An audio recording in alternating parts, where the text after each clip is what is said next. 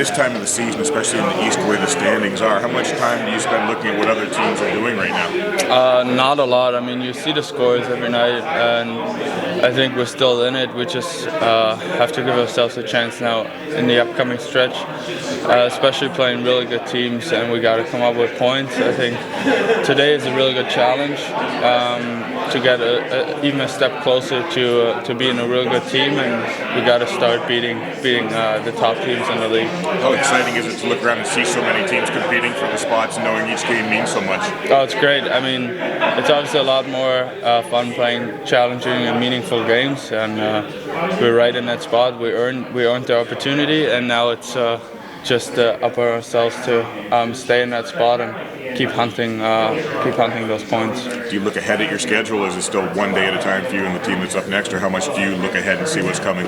I definitely look kind of like the day-to-day things. I don't even know when to get up the next morning, so I usually just check the schedule the night before and see who we're playing. So it's kind of nice. You don't put too much focus in analyzing too many things ahead, so I kind of like doing that. Yeah, just stay in the moment. Yeah, for sure. It's just keeps me in the moment, as you said, and just it's nice to be relaxed and calm.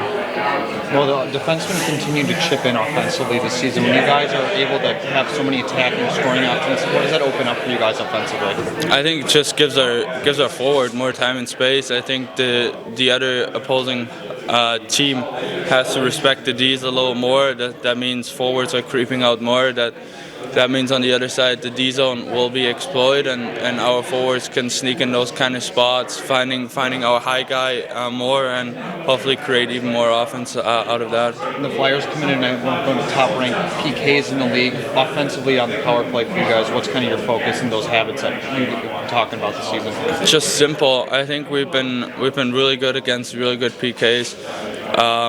Lately, I think every time the PP is going out there, at least we're creating momentum, and that's crucial for us.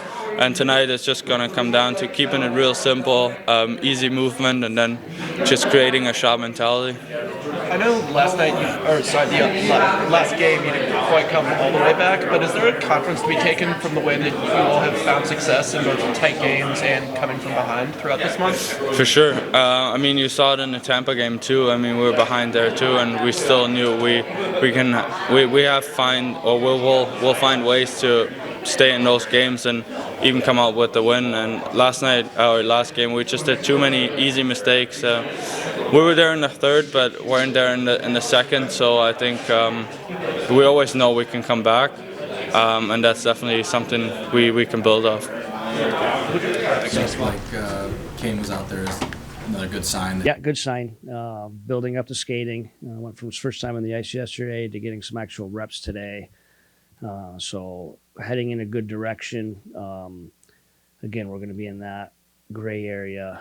Do we get him a game before the break, or we give him the extra 9 days there? So we'll, again, day-to-day on that. With this Philadelphia team and kind of the forecheck that they can give you, how important is it to get out of the zone cleanly? Big part of the game. I think that's a big part of our success, and we're getting out of the zone, winning those wall battles. We constantly talk about it. And it's just big, especially early, not allowing a team to establish a forecheck. And a team like that, whose huge identity is a forecheck, could be a big part of the game. Now that you've had a practice since that Dallas game too, what was kind of your message about that second period, and what do you think you guys can take away from that? Yeah, well, what's nice about that second period, I'm not going to say easily correctable stuff, because it never is in our sport. And again, you're playing an opponent that I think Dallas, they could win, they could be Stanley Cup champs the way they're built, but we're never going to be. You get a little greedy when you play so well for so long. We're never going to dominate everyone for 60 minutes. But we had some miscues in our D zone. We had some puck play turnovers. Easy stuff to watch back over and try to correct. So again, we're not going to be good all the time, but we need more of it to flip these tight games, and that's what you're looking at down the stretch here. Specifically, kind of looking at Jake and Mo, you talked a lot about them kind of stepping up and with not having Sherratt. Like, How do you kind of look at them past a couple of games defensively, things like that?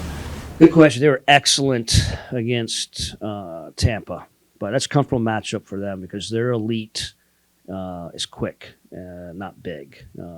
Dallas was a little bit different animal. Some of their top guys, their top 9 are heavy and big, and you got to give Philly what they're standing where they're at because the depth of their forward group. So pretty good over the last 2 games. Again, it's a lot different.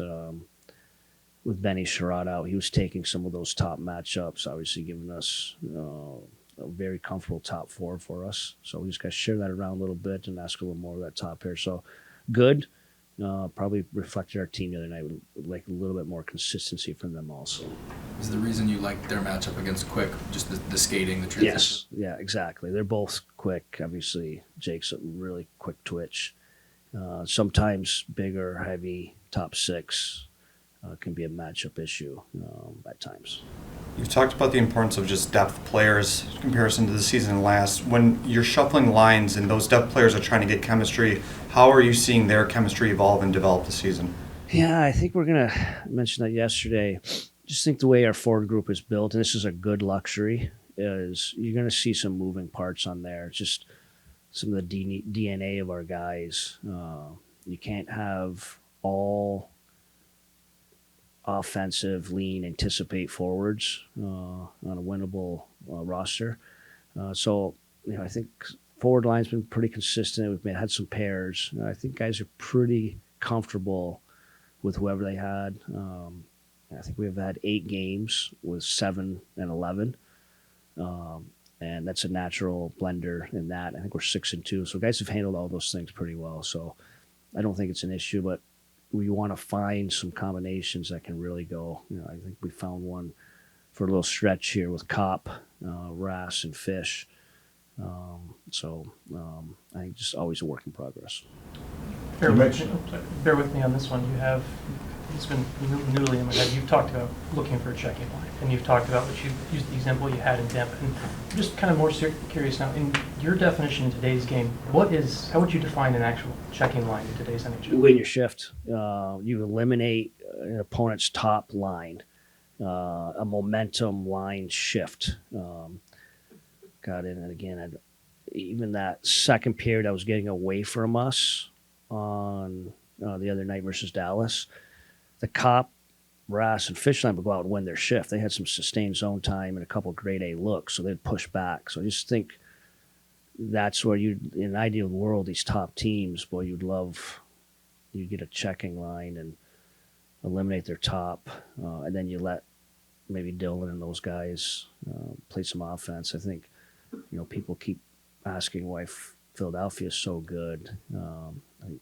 Kacheri does a lot of that. He wins his shifts often. Then it frees up some of their skill. It's a pretty well designed team over there, and it's something I think we seek at times too. So when you look at that Fisher, that Rass Fisher, like, are they close? When you kind of like are looking for that checking line, is it something where you see them? They're almost there. Is that something? No, you've seen us. I think Rask can drive lines, just his feet and forecheck, and Fish has done that too. You get those 2 guys. If you actually watch their shifts, it seems, and watching them back, it's almost uncanny. Like Fish and Rass are always F1, F2, and Kopp is a smart hockey sense F3 over top, and that's why they're establishing a forecheck and having success over it. So, perfect checking line, I don't know. There's not many of those type of centers out there too. So again, it's tough to define. There's not a lot of teams with that.